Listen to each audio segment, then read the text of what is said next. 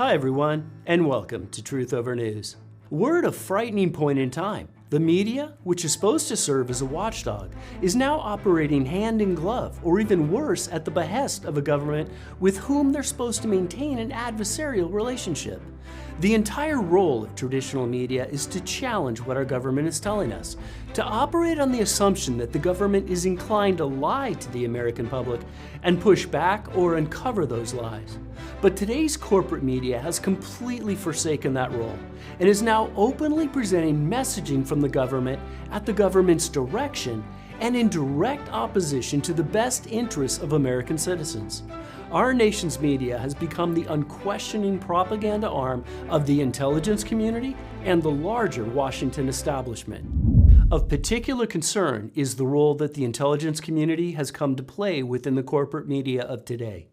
There's an old adage that the intelligence community leaked to the Washington Post and the Department of Justice and the State Department leaked to the New York Times. As bad as this was, today's environment is far worse, and the lines are increasingly blurred.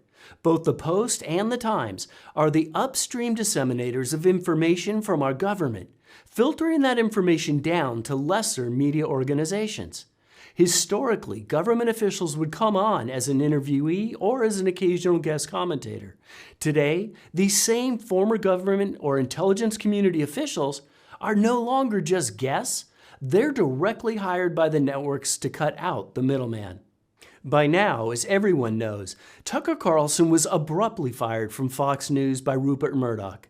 The sudden and unexplained termination of Carlson's show, which came as a huge surprise, is an important and signifying event for several reasons. Tucker represented a very real threat to the establishment.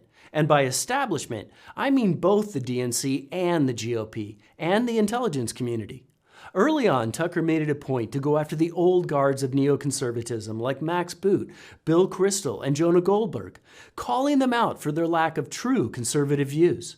Tucker has been highly critical of Senate Leader Mitch McConnell and of neocons like Lindsey Graham. Tucker had also attacked former Speaker Paul Ryan and most of what he represented. Ryan just so happens to sit on the board of directors of News Corp, the parent company of Fox News. Tucker was highly skeptical about our government's activities and support for the war in Ukraine, and he was highly critical of those on both sides of the aisle who supported unlimited spending for Ukraine's ongoing conflict with Russia. He rightly questioned Ukraine's status as being somehow crucial to our national security. He routinely attacked the impact of the pharmaceutical industry during the COVID pandemic. He questioned vaccine mandates and lockdowns. He questioned much of what the establishment supported and represented. Although he came from within their circles, he represented the views of the common man. He told truths that other media outlets ignored, and he challenged their narratives. Unlike the rest of corporate media, he refused to simply accept or report the government's lies, and for that, he was hated and he was feared. Tucker angered all the right people.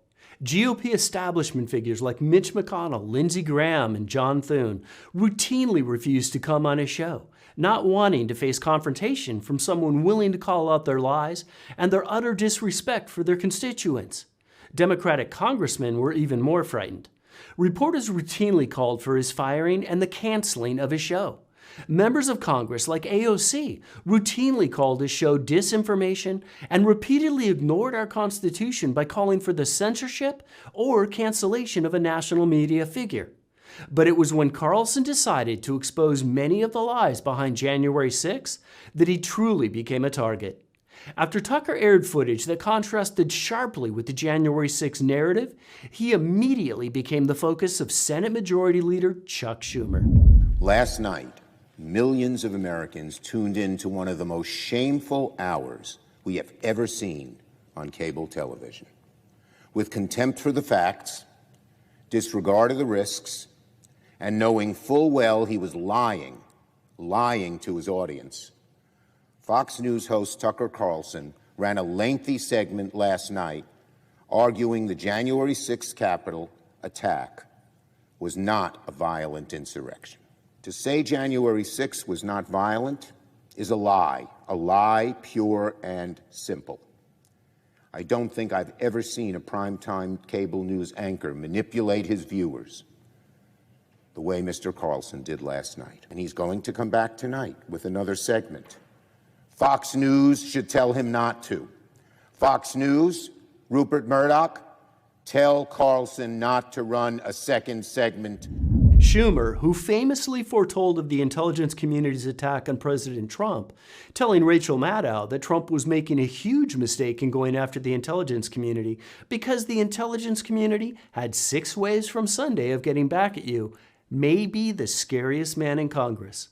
There seems to be a high correlation with Schumer's public attacks on individuals and their subsequent downfall.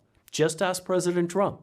The day after Tucker exposed the lies of January 6, Schumer referred to Tucker's show as one of the most shameful hours we have ever seen on television, and called on Rupert Murdoch, the owner of Fox News, to prevent the airing of any further episodes that focused on January 6th.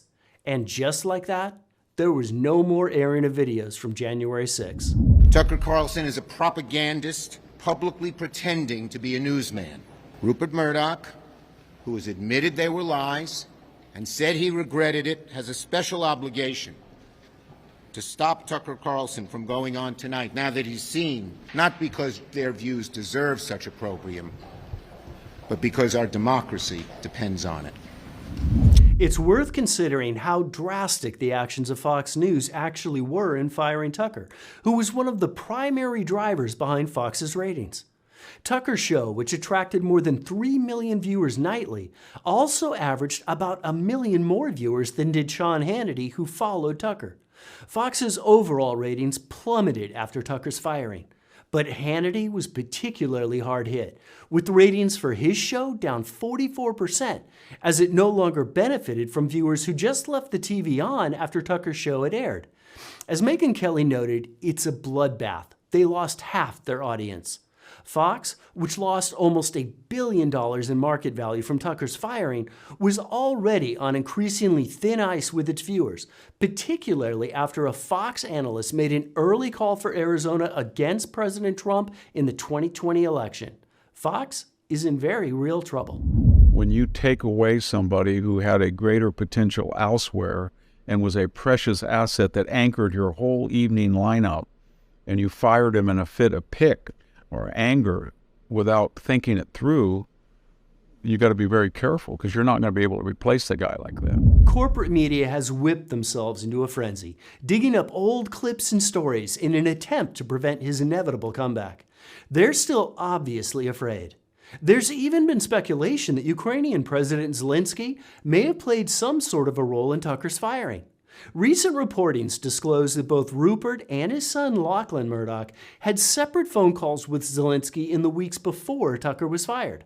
We know that senior Ukrainian officials had already complained to Fox executives about Tucker's coverage of Ukraine, although there's no evidence yet that Zelensky directly complained to the Murdochs.